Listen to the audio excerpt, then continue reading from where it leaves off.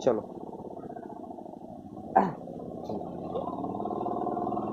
तो ये देखो 15, ठीक है, ये सारे नंबर हैं जिससे ये सब ठीक से नहीं आता, इसमें भागा लग जाए तो इसको क्या बोलते हैं, इसका गुणनफल क्या बोलते हैं, इसका फैक्टर, मतलब 15 का फैक्टर्स बोलेंगे 1, 3, 5, 15, ये सारे इसके क्या है, गुणनफल। तो क्या समझ में, मतलब ऐसा चीज जिसको हम लोग उसमें वो भागा लग जाए, उससे हमको उसका फैक्टर यानी गुणनखंड बोलते हैं। अब क्या है, दूसरा नंबर है मल्टीपुल यानी गुणज। गुणज मतलब होता है कि कोई एक नंबर तुम सोच लो, ठीक है, कोई एक नंबर सोच लो, कोई बताओ 13,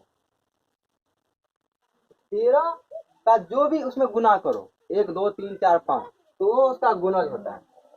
जैसे 13 का 13 ही 1 से गुना करो, यह 13 इसका गुणज, 13 का तुम 2 से गुना कर दो 26, 26 एक इसका गुणज है। किसका गुणज, 13 का गुणज।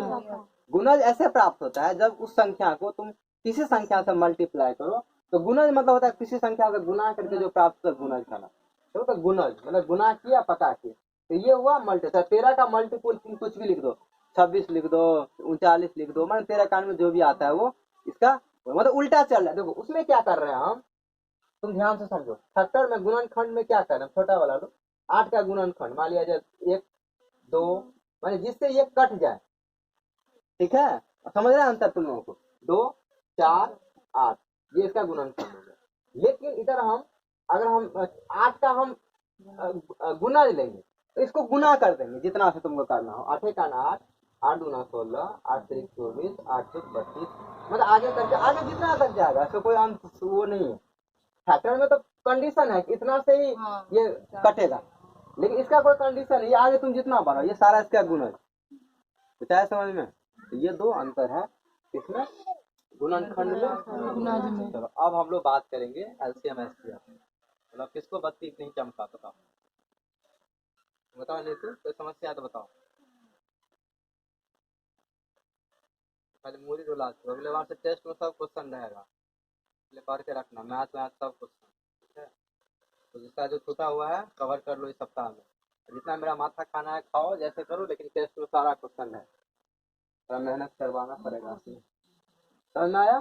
चलो तो हम हेडिंग डालते हैं, पहला हेडिंग इसका, वैसे हम उसमें दे दिए, तुम उतारे नहीं हो, बताओ कौन कौन नहीं उतारे हो, उसको देखे थे कल परसों लिख दिए तुम, अरे ये लिख नहीं रहे थे तुम लोग, ये लिखे नहीं थे गुणनखंड और गुणज, किसी को उतार के देखे थे तुम लोग,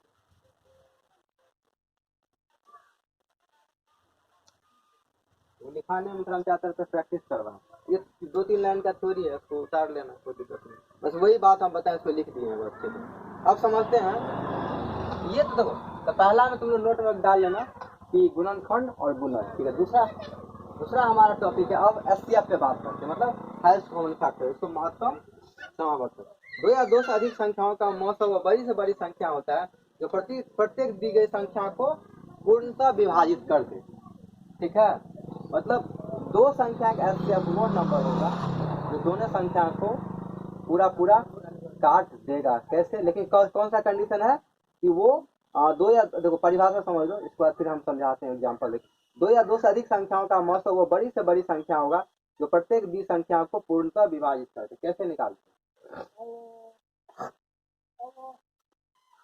ऐसे, जैसे हमको 8 और 10 का एचसीएफ निकालना होगा, कैसे निकाले, किसको पता है, ऐसे मतलब हाँ कैसे निकाल, हाथ चलाओ ना ना हाथ भूल गए सर, अच्छा तुमको ये चाहिए,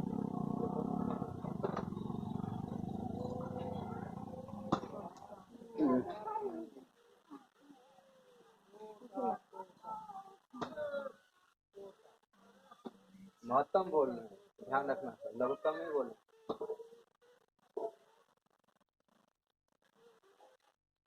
वैसे महत्तम बहुत कम लोगों को याद रहता है, भूल जाते हैं लोग। दो विधि से निकालते हैं भूल गया तो बोले थे ना।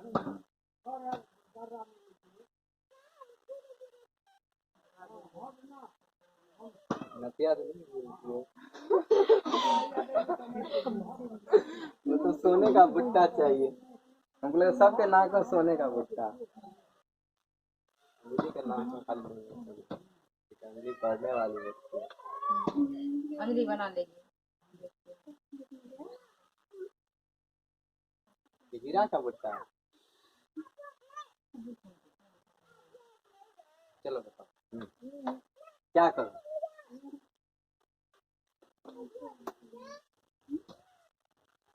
तुम बनाई हो दिखाओ। हाँ बनाई हो। क्या की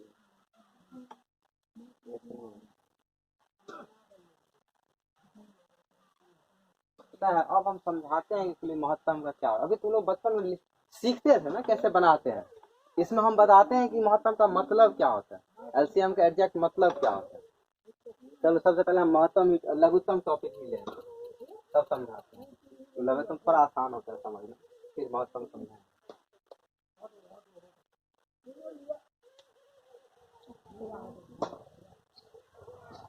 अच्छा सुनो, 2, 6, 8 मान ये दो संख्या है, ठीक है, ये 3 संख्या। इसका हम लघुत्तम लिए तो 2, 3 और 4, 4 क्या 12 ना 24। इसका एलसीएम, इसका क्या मतलब होता है। अगर इसका एलसीएम 24 है, इसका क्या मतलब है समझिए। तुम ट्राई करो, फिर हम पहले इसी टॉपिक को लघुत्तम वाले टॉपिक को ले लेते हैं, फिर महत्तम पे आते हैं। ये थोड़ा ये क्यों इससे लोग थोड़ा आसान लगता है लोगों को, तो इसी को पहले अच्छे से समझा देते हैं, फिर देखो उस पर आएंगे। बताओ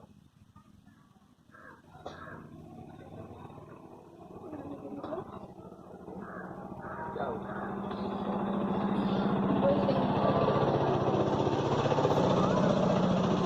सुनो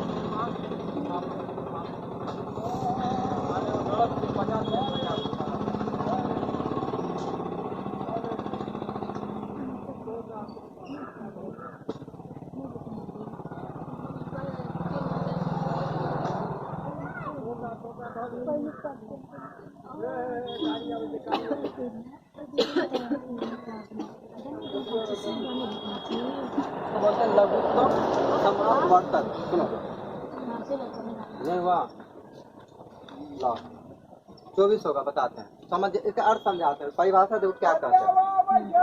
कहते हैं एक, सुनो सुनो इसको ध्यान समझो कि ये 24 का क्या मतलब है।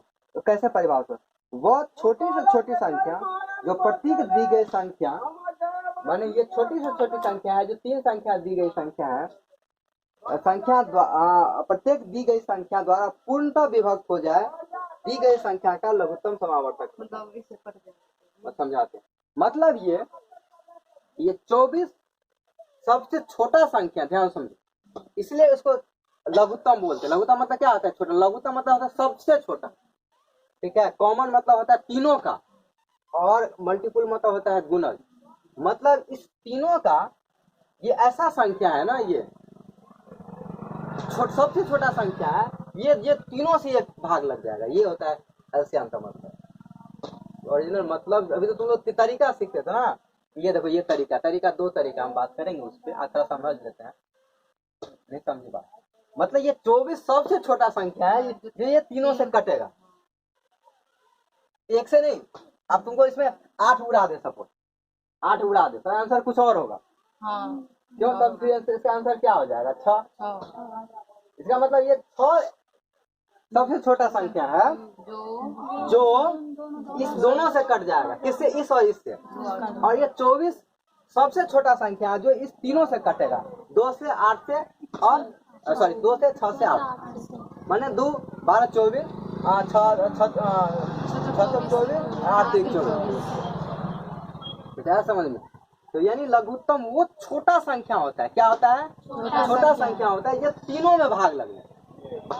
और तुम्हारे दिमाग में गुणज इसको क्यों बोलते हैं, फिर इसका तुम गुना करो, कुछ भी 2 से गुना कर दो 48, कटेगा इससे?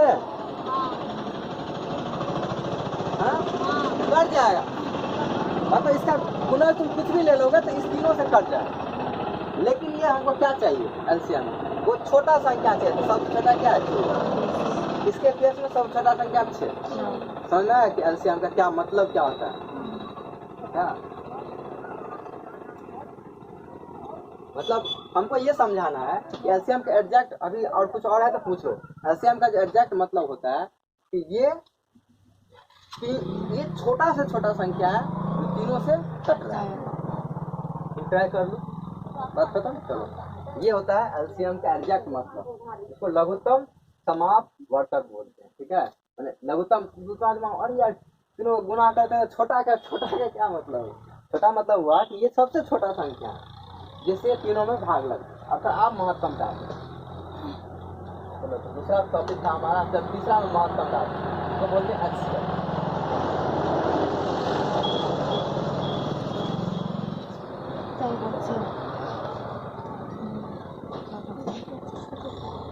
इसको क्या बोलते हैं? Highest common factor.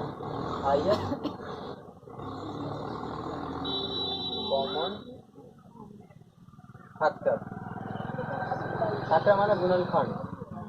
ठीक है, अब तो हम छोटा पहले बचपन वाला विधि जान लेते, फिर एक और विधि से बात करेंगे। सुनो, देखो हम कितने आप दिए थे? 8 और कितना बोले? 10।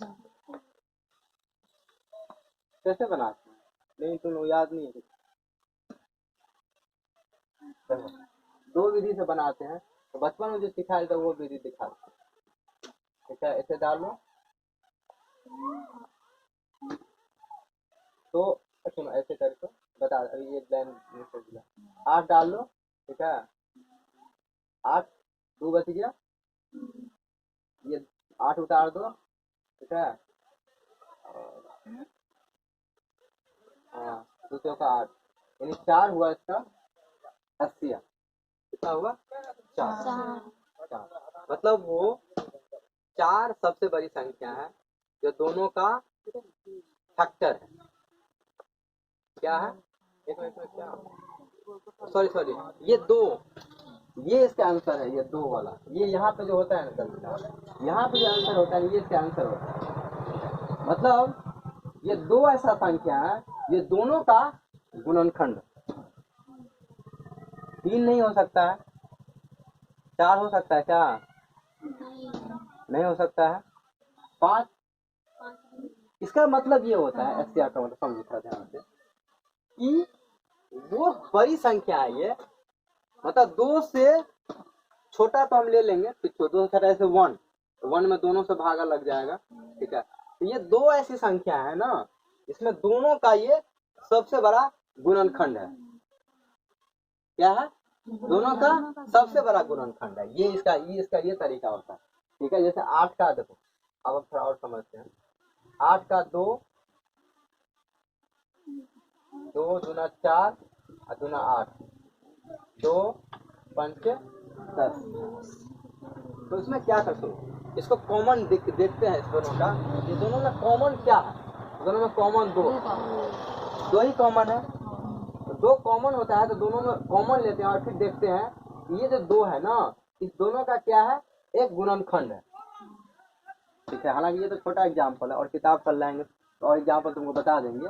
यानी इसमें 2 बड़ा, इससे नीचे 1 होगा जो दोनों में भाग लग जाएगा, गुणनखंड होगा। ये 2 बड़ी संख्या है, सबसे बड़ी संख्या है जो दोनों को काट दे। इसका उल्टा था, इसमें क्या था कि वो छोटी संख्या थी जो तीनों में भाग लगा रहा था। ये उल्टा है, ये सबसे बड़ी संख्या है जो दोनों को काट रहा है। नहीं आया उल्टा समझ। मतलब एलसीएम जब हम इसी का 8 और 16 का 8 और 10 का हम एलसीएम लेंगे, ठीक है, तो 2 8 2 5 10, तो कितना हुआ? 5 का 20 गुना 40। मतलब 40 ऐसा संख्या है, 40 वो नंबर है जो दोनों में इससे भागा लग जाए, कट जाए। ये है इसका कंडीशन। लेकिन ये 2 ऐसी संख्या है जो दो इस दोनों में भागा लग जाए, वो सबसे बड़ी संख्या। 3 लो तो देखो दोनों में भागा लगेगा नहीं, 4 लगेगा नहीं। तो ये 2 ये ऐसी संख्या है जो दोनों में उसको भागा लगेगा। इसीलिए जब एचसीएफ हम निकालते हैं ना तो दोनों का कॉमन लेते हैं, उसी संख्या में लेते हैं, ये दोनों में एचसीएफ। इसीलिए लघु महत्तम निकालने के दो विधि होती है, एक तो ये सिंपल विधि होती है और ये गुणनखंड विधि होती है। दो विधि होती है, हम लोग बचपन में सीखते हैं। एलसीएम निकालने का भी दो विधि है, गुणनखंड विधि और ये क्या बोलते हैं इसको, ये एक सिंपल विधि होती है, ठीक है। तो ये है गुणनखंड विधि। तो थोड़ा और इसके कल हम क्वेश्चन में बात करेंगे। फिर आज हमको ये समझना था कि इसका अर्थ क्या होता है। और कोई एग्जाम्पल दें? किताब नहीं है, किताब इसलिए एग्जाम्पल में दिमाग में नहीं आ रहा है। इससे और बात करें, चलो और क्या करें, और थोड़ा और एक आध दे देते हैं। 2 3 6 9 बड़ा संख्या लेते, रुको 12 18, ठीक है। जैसे मान लो 12 18, रुको ऐसे लिख, क्या गप मत करो, कुछ पूछना है तो 12 और 18, ठीक है। 12 18 लिख दिए,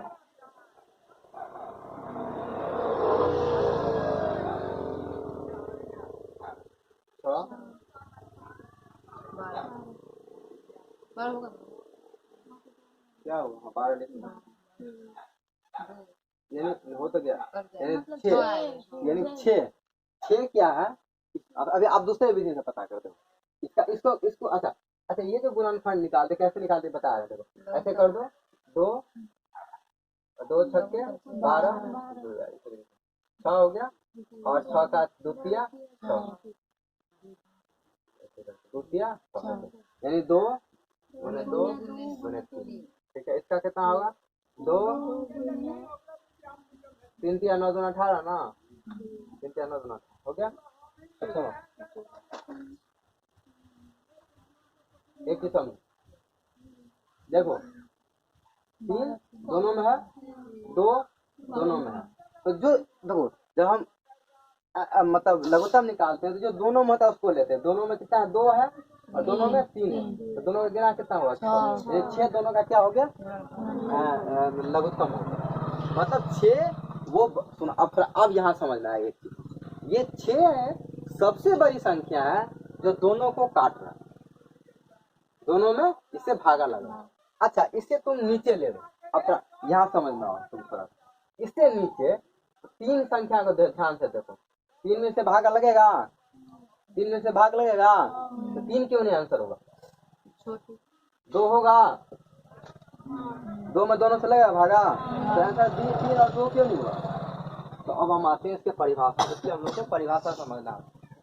एचसीएफ ये कहता है कि वो बड़ी से बड़ी संख्या जो दोनों को विभाजित कर दे या दोनों का गुणनखंड हो, क्या हो, वो दोनों का गुणनखंड हो। वो 6 ही ऐसा संख्या है, 6 से बड़ा तुम कुछ भी लोगे तो वो दोनों को नहीं काटेगा। हमको दोनों में भागा लगना चाहिए, ऐसा ऐसा नंबर है जो दोनों में भागा लग जाए। तो 6 दूना 12, 6 त्रिक 18, 3 चौक 12, 3 छक्के 18, 2 छक्के 12, 2 में 18, 7 दूना 12 और 7 18, नहीं होगा, नहीं होगा। समझ आया क्या है इसका फंडा, ऐसे मैथ को पढ़ तो मजा आता है।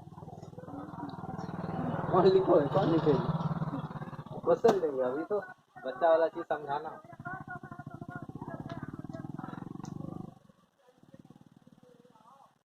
अच्छा ठीक है, इसको लिखना होगा तो लिखिए, जहाँ तक याद है, लेकिन तो उसमें पूरा नोट अगर दो लिखना होगा तो फिर पूरा लिखना पड़ेगा। ये हम चाहते हैं सारा एक साथ लिख, ठीक है ना। ये इसमें तुमको कुछ ये गुणनखंड की परिभाषा और ये दोनों परिभाषा टाइम हमको देखना पर हमको आगे चैप्टर पढ़ाना।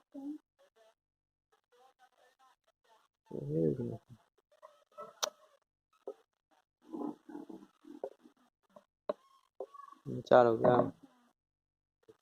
तो इसको एक समझा देते हैं, फिर कल क्वेश्चन देंगे ना, तो कल तुम तब तक लिख लेना, ठीक है। तो कल से एक बार और समझा दो और बच्चा सब गए हो क्या, सुनो तो जाने वाला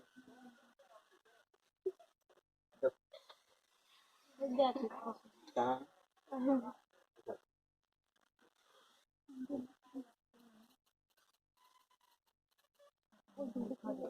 एक तो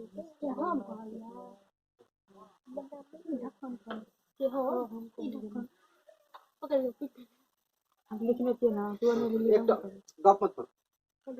एक फॉर्मूला होता है दो संख्याओं का गुणनफल, इसका मौसा इसका लौसा, ये बड़ा ये भी क्वेश्चन है कि दो संख्या वाले दिया हुआ है, कोई संख्या 8 है कोई संख्या 10 है, उस दोनों का जो गुणनफल होता है, मतलब दोनों को जो गुना करेंगे वो किसके बराबर होगा, यानी 8 और 10 जो होगा, 8 गुने 10 जो होता है ना, इसके 8 और 10 का महत्तम, 8 और 10 का महत्तम यानी मौसा, और गुने 8 और 10 का लौसा के बराबर होगा। ये होता है फॉर्मूला कि दो संख्याओं का गुणनफल, मतलब इसका जो गुना होता है, मतलब पहला संख्या दूसरा संख्या वो बराबर होता है उसके मौसा और उसके लौसा के बराबर। तो ये क्वेश्चन ऐसे आता है कि दो संख्या दिया हुआ है इसका, अच्छा एक काम करो, अभी हम क्या लिखे थे इससे पहले, दो संख्या क्या लिखे थे, 12 और 12 18 लिखे थे ना।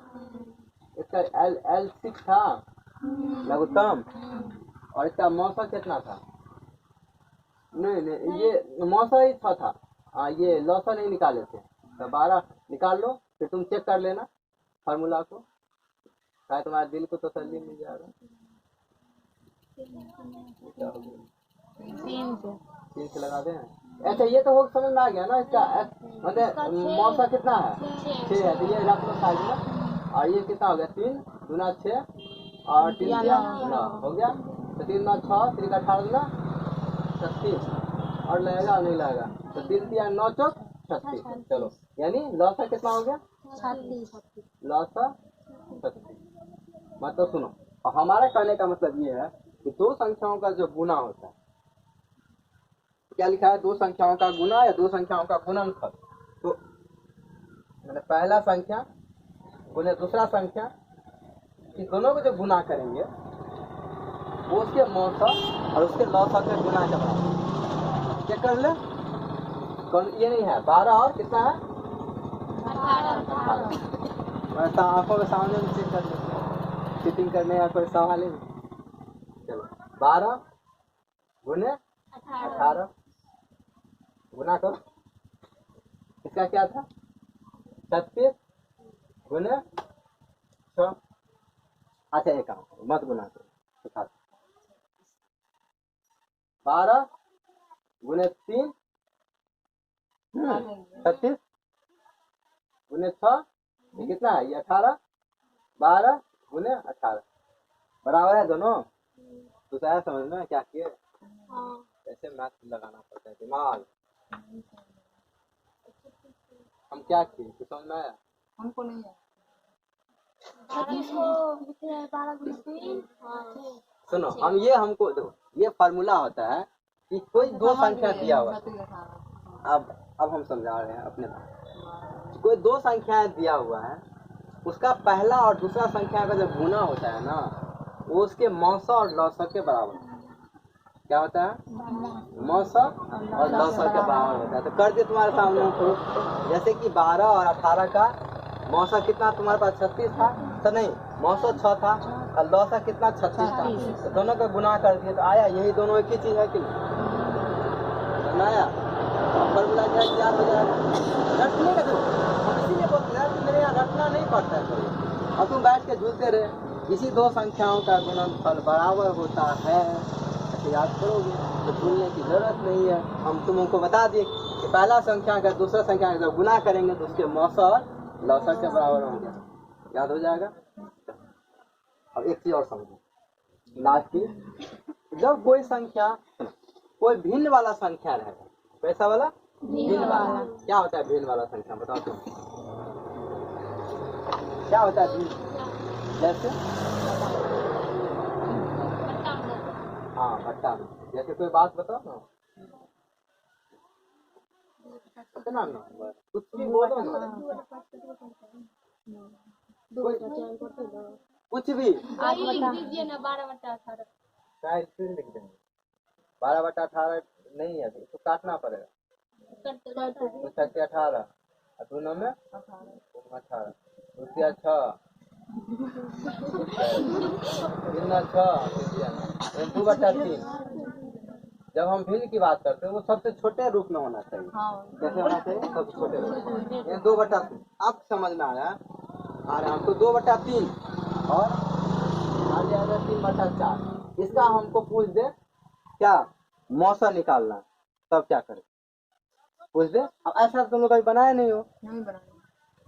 तो है भी नहीं से बनाओगी तुम्हारे सिलेबस कोई बड़ी बात नहीं है तुम बनाए तुम नहीं बनाए हो तो इसीलिए तो सिखा रहे हैं ना, इसीलिए बोले संगम को बोलो घर में बैठने के लिए ठीक है। अभी ये सब क्यों सिखाते हैं? क्योंकि ये सब तुम लोग कोई नहीं सीखे हो ये सब, सिर्फ हम 10वां में पढ़े थे। वो भी एक किताब सुनो बताएं, एक एवरग्रीन या कोई कंपनी का किताब था। हम देखे ये किताब हम तो क्वेश्चन पहली बार देख रहे हैं, ये दोनों का मौसम तो वहीं पर हम पहली बार सीखे थे 10वां में, समझे ना? तुम लोग 10वां में नहीं पढ़े होगे, लेकिन गोल से मतलब 2 सेट हम बनाए थे 10वां में। 10वां की प्रैक्टिस के लिए मैथ का तो एक सेट में नहीं था, लेकिन दूसरे एक सेट दे दिया इसमें ये क्वेश्चन था। उसी बार से हम समझ गया था ये कैसे बना। तो हमको पूछ क्या रहा है तो याद टेक्निक का हमको पहला अगर पूछे मौसम, इसका क्या पूछे? मौसम, ध्यान से समझो। और दूसरा क्वेश्चन आ सकता है इसका लॉस, ठीक है। तो काम करना क्या है हमको, अगर मौसा पूछे तो ऊपर का ध्यान रखो यार, मौसा पूछे ऊपर का मौसा और नीचे का लौसा कर देंगे तो वही इसका आंसर होगा। मतलब 2 और 3 का ऐसे लिखो, 2 और 3 का मौसा मौ और स निकाल लेंगे और नीचे का 2 और 3 का लौसा, यही इसको बटा कर देंगे, ये इसका आंसर होगा। रुक जाओ अभी पूरा बात खत्म करने दो। और अगर लौसा पूछे तो इसमें लौसा कर लेंगे ऊपर का और नीचे का मौसम। ये ट्रिक है, इसमें कोई तर्क नहीं है। मतलब हमको याद करने के लिए कैसे रखें, अगर मौसा पढ़ेंगे कहेगा तो ऊपर वाले को मौसा ही करना है, तो उल्टा नीचे वाले को लौसा कर लेगा, दोनों को बटा कर देगा। और अगर लौसा कहें लघुत्तम कहें तो 2 और 3 का क्या करेंगे? लौसा, मैंने लौसा तो लौसा ले लेंगे और नीचे का मौसा कर लेंगे, ये दोनों का बट्टा जो कर देंगे वही आंसर होगा। याद रहेगा अंशु? खुश रहेगी। मतलब कैसे याद रहेगा? मौसा ऊपर का मौसा, इसका लौसा ऊपर का लौसा, बाकी नीचे उसका उल्टा कर देंगे, समझ में आया? याद रहेगा।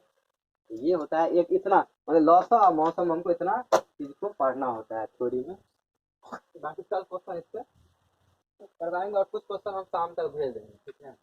तो किताब में माल ले नहीं पाए, वो निभा के पास होगा तो इसलिए क्वेश्चन वाला देखो तो हिस्ट्री का पढ़ा देंगे। 4 बज गया था ना, कोई बात नहीं, तो खत्म कर तब तक गप मार लो, मुँह भी मेरा भी मुँह देखने लगा। तब तक कुछ पूछना है तो पूछ।